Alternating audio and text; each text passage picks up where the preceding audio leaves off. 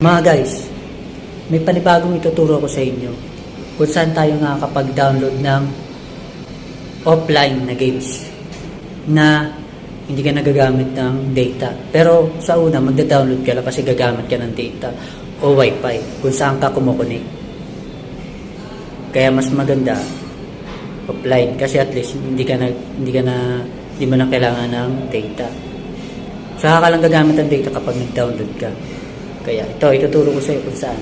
Let's go. Dito na tayo sa cellphone. Ngayon, ito yung yan.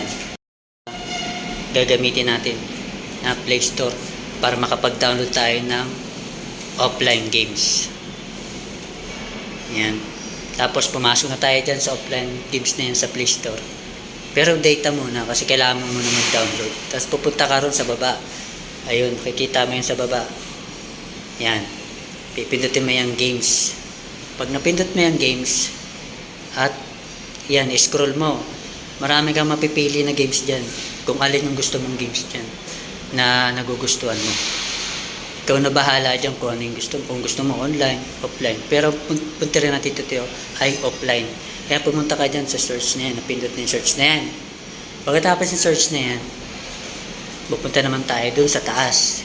Yan, search app and games. Nababasa mo yun. Search apps and games. Yan. Pupunta ka dyan, pipindutin mo yan. Pag nakapindot ka na yan, itatype mo yung offline. Sa baba, ayan. Itatype ka dyan sa baba. Yan, itatype mo yan. Pag natype na mo na yung offline, yan, sa taas yan. Itatype na tayo dyan. Offline games, yan na siya.